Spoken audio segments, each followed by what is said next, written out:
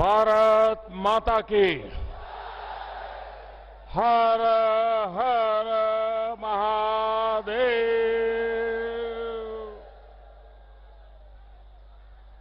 मंच पर विराजमान भारतीय जनता पार्टी के प्रदेश अध्यक्ष हमारे युवा साथी श्रीमान केशव प्रसाद जी मौर्य, लोकसभा के पालक श्रीमान राकेश वशिष्ठ जी, भाजपा के महानगर अध्यक्ष श्रीमान प्रदीप अग्रहरि जी, वाराणसी कैंट से विधायक श्रीमती ज्योत्सना श्रीवास्तव जी, वाराणसी कैंट विधानसभा संयोजक श्रीमान विद्यासागर राय, वाराणसी कैंट विधानसभा प्रभारी श्रीमान जेपी सिंह, वाराणसी कैंट विधानसभा चुनाव समन्वयक श्रीमान प्रकाश यादव जी, भाजपा के प्रदेश सचिव श्रीमान महेंद्र चंद्र श्रीवास्तव जी, और इस चुनाव में भारतीय जनता पार्टी के उम्मीदवार उत्तर से उम्मीदवार श्रीमान रविंद्र जायसवाल जी, वाराणसी कैंट से उम्मीदवार श्रीमान सौरभ श्रीवास्तव जी, हर हर महादेव।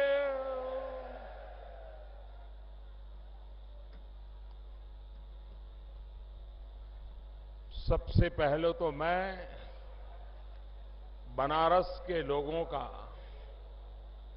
जितना अभिवादन करूं, जितना वंदन करूं, नमन करूं, प्रणाम करूं, कम पड़ जाएगा।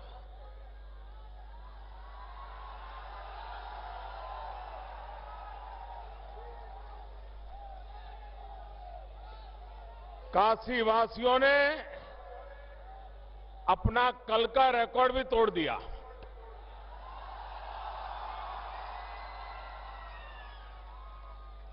भाइयों बहनों, ये आपका प्यार, आपके आशीर्वाद मुझे आपकी सेवा करने के लिए बहुत बड़ी ताकत देते हैं।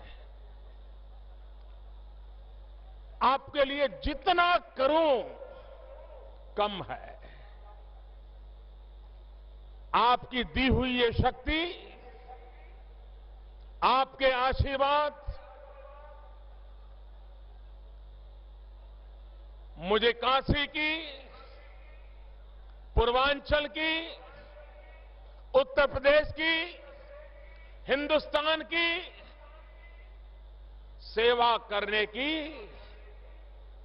अद्भुत ताकत मुझे आप दे रहे हैं, और इसके लिए मैं आपका हृदय से बहुत बहुत आभार व्यक्त करता हूं।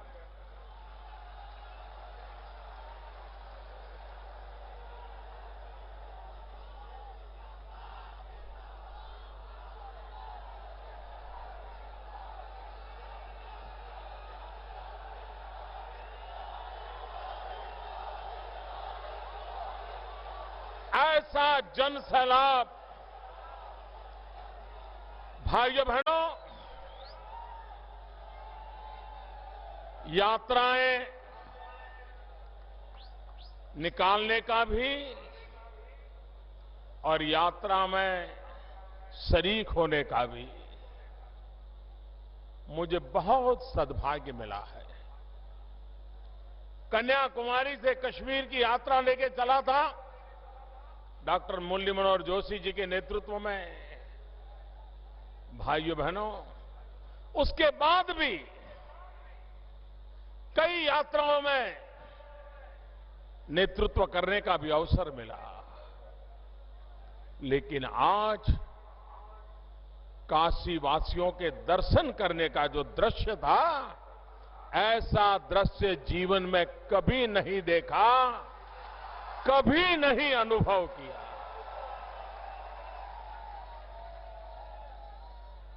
भाइयों बहनों, आपने कमाल कर दी है। भाइयों बहनों, हमारा ये बनारस सारी दुनिया के आकर्षण का केंद्र बन सकता था। विश्व के हर व्यक्ति को ये इच्छा जग सकती थी कि जीवन में एक बार तो बनारस जाना है। भाइयों बहनों, बनारस के लिए कहा गया है, विदेशी लेखकों ने भी कहा है, मार्क ट्वेन ने कहा था कि हमारा बनारस इतिहास से भी पुराना है, परंपराओं से भी पुराना है, कहावतें और किंवदंतियों से भी पुराना है। एक जीवंत शहर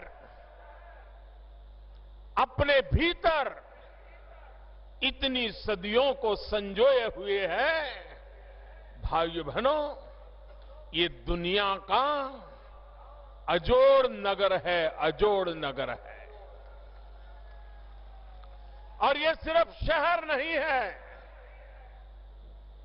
ये जीती जागती संस्कृति की विरासत है।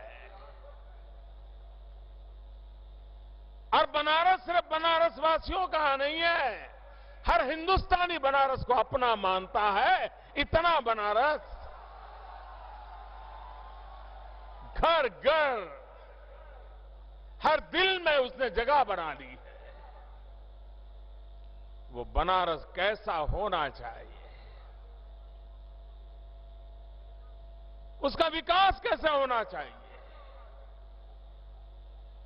यहां के लोगों की आवश्यकताओं की पूर्ति कैसी हो। और इसलिए भाइयों बहनों, बनारस एक असीम इच्छा शक्ति का शहर, सामर्थ्य से भरा हुआ शहर, संस्कार धारा से पुलकित शहर, अगर थोड़ा सा भी ध्यान दिया जाए, सिर्फ रुकावटें हटा दी जाए, तो ये मेरे बनारस के लोग दुनिया जैसा बनारस सोचती है वैसा बनारस बना करके रख सकते हैं। भाई, ये ताकत है। लेकिन भाइयों बहनों,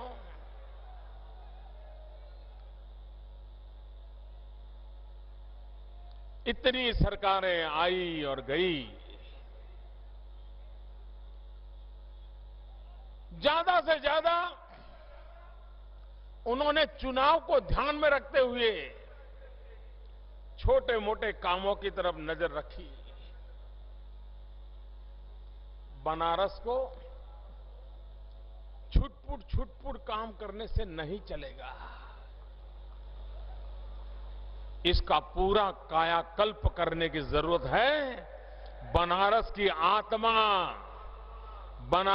आत्मा बनी रहे और सुविधाएं आधुनिक बनती चले, ऐसा बनारस बनाने का मेरा सपना है।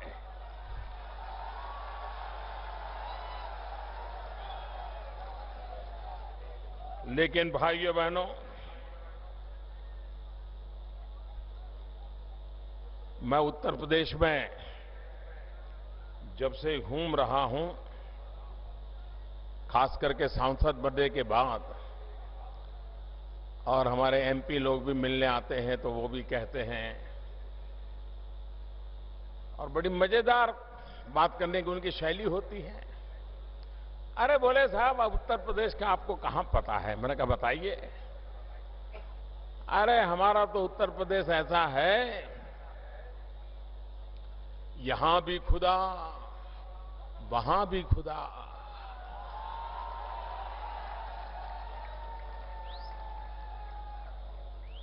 यहां भी खुदा, उधर भी खुदा। जहां नहीं खुदा है, वहां कल खुदेगा।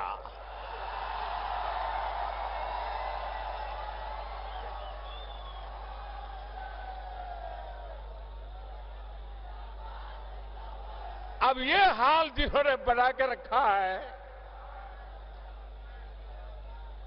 जब ये बनारस में ये जो तारों का जाल है, लटकते रहते हैं तार, उसके कारण बिजली का इतना नुकसान होता है, लोगों का इतना नुकसान होता है, शहर का इतना नुकसान होता है, लाइन लॉस इतना होता है।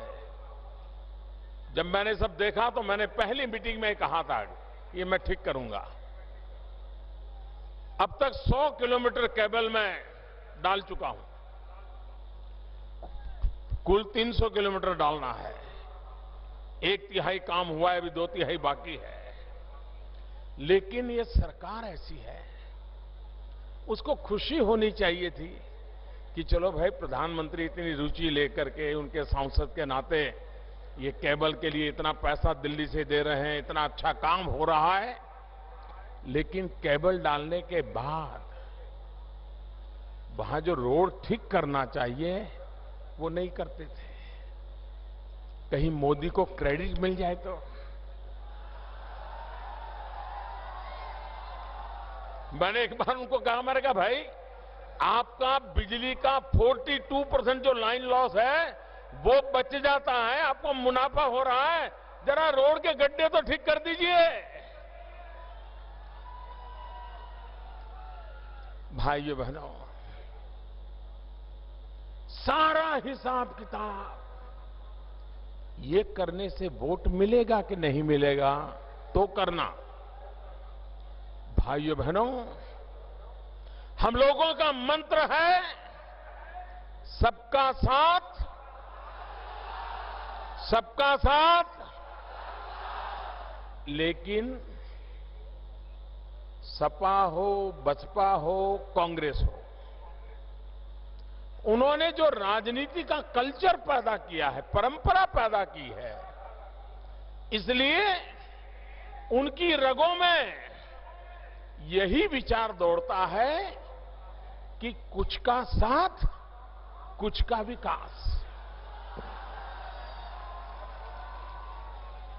कुछ ही लोगों का साथ लेना, चुनाव जीतने के लिए जो जमेला काम आता है उतना ही संभालना, बाकी लोगों का जो होगा तो होगा, परवाह नहीं करना। भाइयों बहनों, लोकतंत्र में सबका साथ, सबका विकास दोनों अनिवार्य होते हैं। अगर साथ नहीं है तो भी नहीं चलता है, विकास में भेदभाव है तो भी नहीं चलता है। आप देखिए, पूरे हिंदुस्तान का मानचित्र, हिंदुस्तान का नक्शा अपनी नजर के सामने लाइए और आप देखेंगे कि हिंदुस्तान में दो सीधे सीधे फर्क नजर आते हैं। पश्चिम किनारा जो हिंदुस्तान का है वहां की हालत और पूर्वी हिंदुस्तान जो है वहां की हालत, ये स्थिति क्यों? पश्चिम में आप देख लीजिए, हरियाणा हो, राजस्थान हो, गुजरात हो, महाराष्ट्र हो, गोवा हो, कर्नाटक हो, केरल हो, सभी राज्य कोई न कोई आर्थिक गतिविधि दिखती है, आर्थिक प्रगति दिखती है। लेकिन इधर हमारा पूर्वी भारत देखिए, पूर्वांचल देखे, पश्चिम बंगाल देखे, असम देखे, नागालैंड देखे, उड़ीसा देखे, सारा हिस्सा वहां जितना विकास होना चाहिए था नहीं हुआ। आप मुझे बताइए भाइयों, अगर ये असंतुलन रहेगा तो देश का भला होगा क्या? होगा क्या? इंसान का शरीर भी देख लीजिए, वजन ठीक हो, ऊंचाई ठीक हो, आंख कान नाक सब बहुत बढ़िया हो, लेकिन अगर एक हाथ लकवा मार गया हो तो उस शरीर को कोई तंदुरुस्त शरीर कहता है क्या? कहता है क्या? नहीं कहता है ना। भाइयों बहनों, इस तरह हमारी ये भारत माता, उसका एक अंग अगर विकसित नहीं हुआ है तो मेरी भारत माता विकसित नहीं मानी जाएगी। और इसलिए भाइयों बहनों, मेरा सपना है हमारे पूर्वी हिंदुस्तान को, हमारे पूर्वी उत्तर प्रदेश को, हमारे पूर्वांचल को विकास की उस ऊंचाई पे जितना हो सके उतना जल्दी लाना, ताकि वो पश्चिम की बराबरी में आकर के खड़ा हो जाए, फिर पूरा देश आगे बढ़ने लगे। ये मेरा सपना है। उत्तर प्रदेश को भी अगर पूर्वांचल का विकास सही ढंग से होगा तो उत्तर प्रदेश को भी विकास की यात्रा में हिंदुस्तान में नंबर 1 बनने में कभी देर नहीं लगेगी भाइयों। और इसलिए हम जितनी योजनाएं बना रहे हैं, उन सारी योजनाएं पूर्वी हिंदुस्तान को ताकत देने वाली। ये पूर्वी हिंदुस्तान हमारा, ये हमारा पूर्वांचल, ये हमारा पूर्वी उत्तर प्रदेश ऐसे सामर्थ्यवान लोग हैं, ऐसे संकल्पवान लोग हैं, परिश्रम की पराकाष्ठा करने वाले लोग हैं। यहां पर विपुल मात्रा में प्राकृतिक संपदा है, उपजाऊ भूमि है, औद्योगिक विकास के लिए संभावना है, टूरिज्म के लिए संभावना है, कृषि के लिए संभावना है, सेवा क्षेत्र के लिए संभावना है, सब कुछ है भाइयों बहनों। सिर्फ एक कमी है, सही सरकार नहीं है। अगर सही सरकार होती तो इतनी प्राकृतिक संपदा से भरा हुआ मेरा पूर्वांचल कितना आगे बढ़ जाता भाई। अब आप बताइए, एक वो जापानी बुखार पूरे पूर्वांचल के कितने बच्चों को मौत के घाट उतार चुका है जी। भारत सरकार उत्तर प्रदेश की सरकार को बीमार लोगों की सेवा करने के लिए पैसे देती है, लेकिन मुझे दुख के साथ कहना चाहिए कि भाइयों बहनों, सरकार जो पैसे दे रही है उसका उपयोग करने की भी इनमें हैसियत नहीं है। हां, एक तकलीफ जरूर है कि मैं हिसाब मांगता हूं, इतना ले गए, इतना हिसाब ले आओ और दूसरा ले जाओ। और दिक्कत है, न हिसाब रखते हैं न हिसाब देते हैं, और रखने जैसा होगा तो रखेंगे ना, कुछ इधर उधर की बात होगी तो कैसे रखेंगे। भाइयों बहनों, ये बेईमानी, ये भ्रष्टाचार, ये सब बंद होना चाहिए कि नहीं होना चाहिए? होना चाहिए कि नहीं होना चाहिए? इस भ्रष्टाचार ने देश को तबाह किया है कि नहीं किया है? बर्बाद किया है कि नहीं किया है? 70 साल हो गए देश की आजादी को, मुट्ठी भर लोग पद का दुरुपयोग करते हुए गरीब से गरीब को लूटते चले गए भाई। एक पुलिस थाने में बैठा हुआ हवालदार अगर किसी से 100 रुपया लेता है तो लेने वालों को क्या कहता है? मुझे ऊपर देना पड़ता है।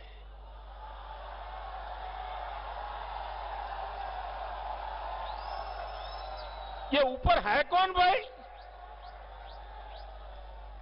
ये कौन सा कारोबार चला है? ऊपर देना पड़ता है। ये जो ऊपर देना वाले हैं ना, अब ऊपर वाला ने हिसाब मांगना शुरू किया है।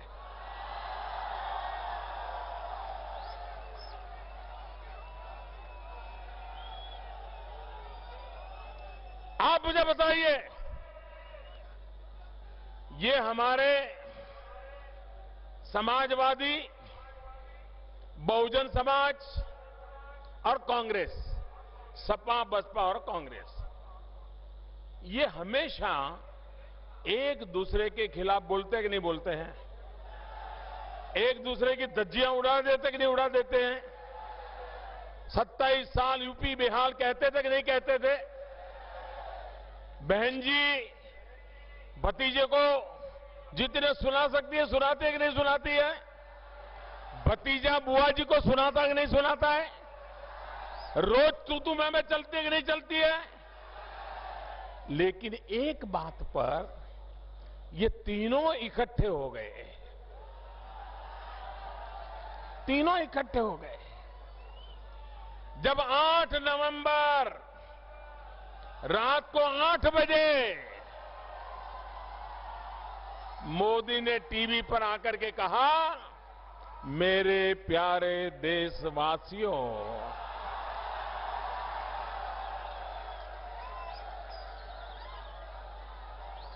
उसमें ऐसी ताकत थी, ये सब इकट्ठे हो गए।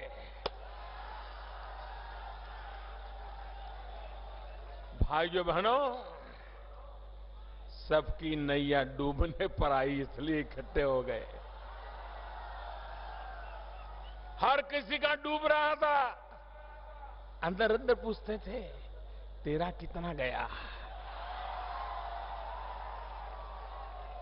यार कोई रास्ता बताओ।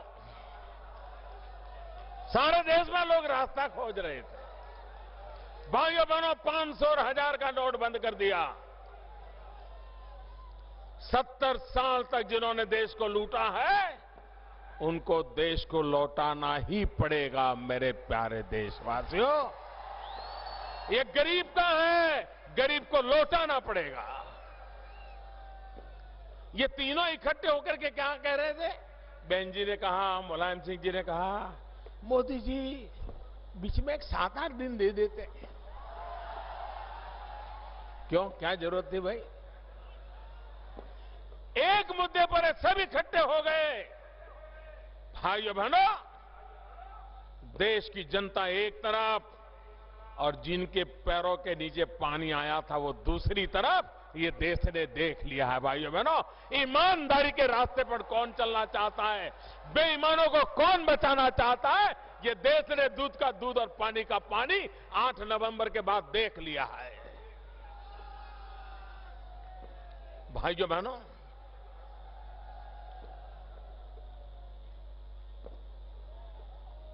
कुछ लोग भ्रम फैलाते हैं,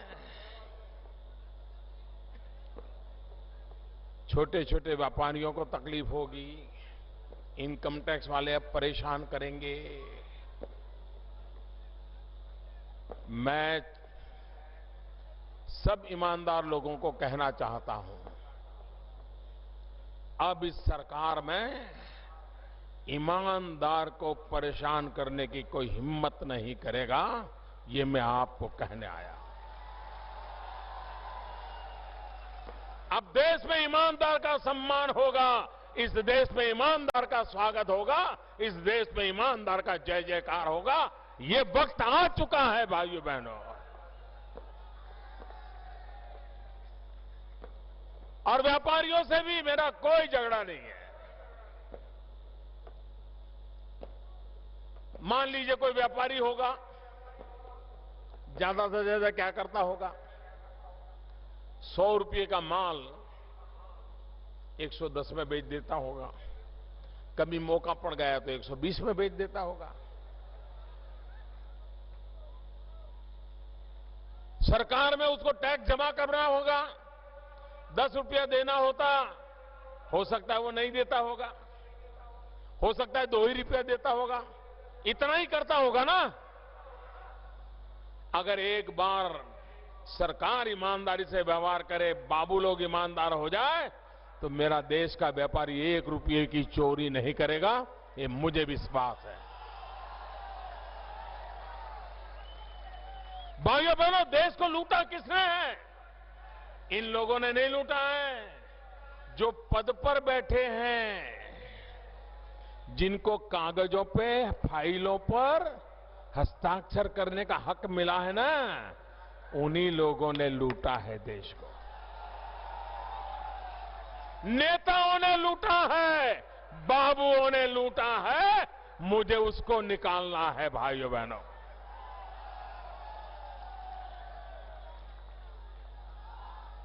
और इसलिए छोटे लोगों को परेशानी नहीं होने दूंगा, लेकिन लुटेरों को नहीं छोड़ूंगा, ये पक्का है। और आप लोगों ने मुझे जो चलता था वैसा ही चलाने के लिए भेजा है क्या? वैसा ही चलाने के लिए भेजा है क्या? ठीक ठाक करने के लिए भेजा है कि नहीं भेजा है? अरे मां गंगा ने भेजा है तो कुछ दमदम के साथ भेजा है ना। और इसलिए भाइयों बहनों, इस धरती ने मुझे जो ताकत दी है, जिसमें ईमानदारी भरी पड़ी है, मैं उसे करके रहूंगा, मैं कहना चाहता हूं। 2014 में जब मैं यहां बनारस आया चुनाव लड़ने के लिए, आप में से लोग शायद मेरा नाम जानते होंगे, कभी टीवी पर चेहरा देखा होगा, लेकिन आप लोगों ने मुझे जो प्यार दिया, एक बार भी मैं चुनाव प्रचार नहीं कर पाया था, सिर्फ नामांकन भरने आया था, उसके बावजूद भी बनास के लोगों ने मुझे जितना प्यार दिया, मैं कभी भूल नहीं सकता भाई। और बनारस चुनाव के लिए जब मैं आया था, उस समय के जरा अखबार याद कर लीजिए। 2013, 2014, 2012 जरा अखबार देख लीजिए। अखबार में क्या आता था? अखबार में हेडलाइन आती थी, हर रोज हेडलाइन आती थी, आज कॉमनवेल्थ गेम का घोटाला, इतने गए, आज 2G का घोटाला, इतने रुपये गए, आज कोयले का घोटाला, इतने रुपये गए, आज पनडुब्बी का घोटाला, इतने रुपये गए, आज हेलीकॉप्टर का घोटाला, इतने रुपये कितने गए, यही आता था ना। कोई कहता था 1 लाख करोड़, कोई कहता था 2 लाख करोड़, कोई कहता था 3 लाख करोड़, रोज खबर आती थी, गए गए गए। आज मोदी को लोग क्या पूछते हैं? मोदी को लोग पूछते हैं, मोदी जी अरे ये तो बताओ कितने आए।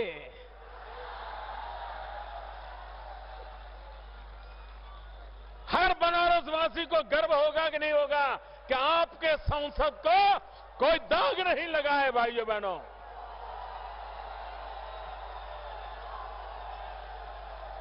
और लोग हिसाब मांगते थे, मांग रहे, मोदी जी गया वो जमाना जब जाता ही जाता था, अब आप आए हैं, अरे जरा बताओ कितना वापस आया। भाइयों बहनों, देश में पहली सरकार ऐसी आई है जिससे लोग भरोसा करते हैं कि हां ये लाके रहेगा। भाइयों बहनों, हिंदुस्तान क्या है? हिंदुस्तान किस दिशा में जाना चाहता है? 125 करोड़ देशवासियों की ताकत क्या होती है, वो दुनिया को भली भांति समझ आ गया है। लेकिन कुछ लोगों को नहीं आता है, कुछ लोगों को समझना ही नहीं है, देखना ही नहीं है। आपने देखा होगा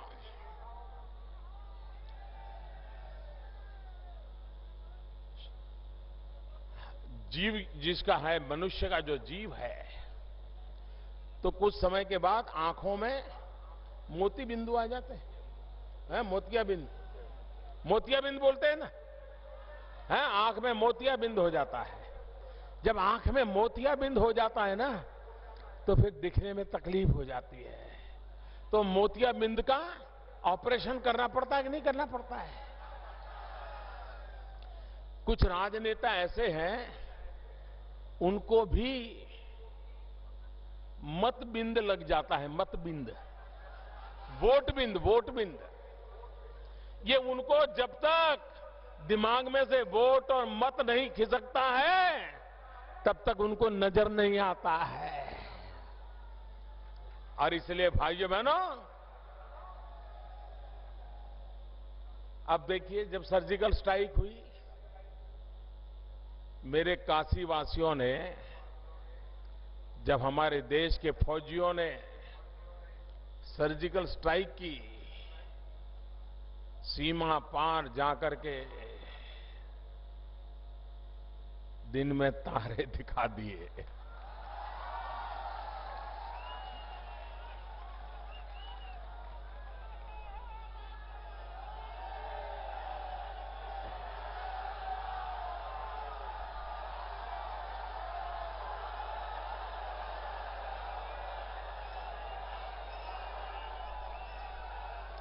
दुश्मन के कैंप में जाकर के हमारे फौज उनको मार करके लौट आए, और सूरज उगने से पहले आकर के उन्होंने खबर दी कि ऑपरेशन सफल हुआ है। भाइयों बहनों, देश की सेना के जवान मौत को मुट्ठी में लेकर के दुश्मन के छक्के छुड़ाने के लिए गए थे। उनके दिल दिमाग में यही विश्वास था कि मां भारती को तबाह करने पर तुले हुए लोगों को हम तबाह करके रहेंगे, हम रहे या न रहे उनको नहीं छोड़ेंगे, इस मिजाज से गए थे। लेकिन फौज का प्लानिंग इतना परफेक्ट था, हमला इतना तेज था कि दुश्मन जग ही नहीं पाया, खात्मा हो गया।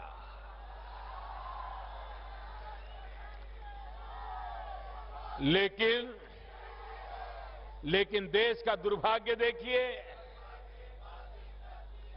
हमारे देश में ऐसी राजनीतिक पार्टियां, ऐसे राजनीतिक दल, वो कह रहे थे मोदी जी सबूत तो दो। फौज ने सर्जिकल स्ट्राइक किया है और मेरे देश में सत्ता गंवाए हुए लोग, सिर्फ राजनीति में डूबे हुए लोग, 24 घंटे विरोधवाद चलाने वाले लोग सर्जिकल स्ट्राइक का सबूत मांगने लगे, मेरे देश के फौज से मांगने लगे। उनको यह तकलीफ हुई कि मोदी जी इतना बड़ा ऑपरेशन हुआ, इतने लोग मारे गए, हमारा एक भी नहीं मरा क्या? मैं हैरान हूं जी, ऐसा सवाल शोभा देता है क्या? शोभा देता है क्या? भाइयों बहनों, इनके दिल दिमाग में देश की फौज के प्रति, देश के लिए मरने मिटने वाले सेनानियों के लिए जो भाव होना चाहिए ना, उसका अभाव है। इसी कारण वन रैंक वन पेंशन 40 साल से मेरे देश के फौजी मांग रहे थे। 40 साल वो कहते हैं हमारा हक है, हमें मिलना चाहिए। और हर चुनाव में हर दल गोलमोल बोलते रहते थे। अब आपने मुझे प्रधानमंत्री बना दिया। हमने कहा मैं ये फौजियों की सेवा करूंगा। मैंने काम हाथ में लिया। मेरा इरादा था सरकार बनने के 6 महीने के भीतर भीतर कर लूं। लेकिन जब अंदर उतरा तो पता चला कि सरकार के पास कोई रिकॉर्ड नहीं है, कितने लोग रिटायर्ड हैं, कहां है, रजिस्टर क्या है, सब बिखरा पड़ा था। कोई इधर पड़ा था, कोई उधर पड़ा था, ऐसा ही था। मैंने कहा पहले इकट्ठा करो साहब। और कांग्रेस वालों ने कहा था कि 1 रैंक 1 पेंशन में हम 500 करोड़ रुपए देंगे। तो मुझे भी लगता था कि चलो भाई 500 करोड़ है तो 700, 800, 1000 करोड़ होगा, कितना होगा। जब मैं हिसाब लगाने बैठा तो मामला 12,000 करोड़ पर पहुंचा। 12,000 करोड़। इसका मतलब यह हुआ कि कांग्रेस सरकार को कभी भी ये विषय गंभीर है, कम से कम कागज पर तो खोज के रखो कितनी जिम्मेवारी है, क्या प्रॉब्लम है, कुछ नहीं किया था। मेरा 1 साल लग गया चीजें समेटते समेटते, और बाद में मैंने घोषित कर दिया 1 रैंक 1 पेंशन मिलेगा। 12,000 करोड़ रुपया फौजियों को मिलेगा। 4 किस्त में मिलेगा। 2 किस्त दे चुका हूं। 6,000 करोड़ से ज्यादा रुपए दे चुका हूं। बाकी 6,000 करोड़ ये बजट में भी मिल जाएंगे भाइयों बहनों। मेरा कहने का मतलब यह है कि अगर देश को आगे बढ़ाना है तो सरकार निर्णायक होनी चाहिए, फैसले करने वाली होनी चाहिए, और फैसले कठोर से कठोर हो तो भी करने पड़ते हैं। लेकिन भाइयों बहनों, जो मिट्टी से निकल करके आया होता है ना, जिसने जीवन में कष्ट झेले होते हैं, मेहनत करके निकला होता है, उसमें निर्णय करने की हिम्मत भी होती है। लेकिन जो गलुआ होते हैं, बनारस में गलुआ शब्द चलता है ना, चलता है ना, जिनको सब विरासत में मिला हुआ होता है। इसके लिए यहां पर शब्द है गलुआ। तो यहां जो मुख्यमंत्री हैं उनको भी पिताजी की तरफ से मिल गया। उनके जो नए आर हैं उनको तो दादी, नाना, पिता सबसे मिला हुआ है। और इसलिए ये ऐसे नाजुक लोग होते हैं, नाजुक लोग होते हैं, कष्ट नहीं उठा सकते हैं, डरते हैं कहीं चला जाएगा तो। अब मुझे क्या है, हमको तो कहीं विरासत में मिला नहीं है जी। हमें तो जो मिला है काशीवासियों के प्यार में से निकला हुआ है। और इसलिए फैसले लेने की हमारे में हिम्मत होती है और हम निर्णय करते हैं, क्योंकि हमें देश को कठिनाइयों से मुक्त कराना है, देश को मुसीबतों से बाहर लाना है। और इसलिए भाइयों बहनों, हम ये फैसले करने की हिम्मत रखते हैं। भाइयों बहनों, ये हमारा पूर्वांचल, उसके विकास के लिए, आर्थिक विकास के लिए सबसे पहली बात मान लीजिए टूरिज्म। काशी के पास टूरिज्म की इतनी बड़ी ताकत है भाइयों बहनों। दुनिया में जैसे किसी को मक्का जाने का मन करता है, किसी को रोम जाने का मन करता है, वैसे हिंदुस्तान के 125 करोड़ देशवासियों को बनारस आने का मन करता है। और ये स्थिति मुझे लानी है भाइयों बहनों, और इसलिए यहां के रास्ते अच्छे हो, यहां एकदम साफ सफाई हो,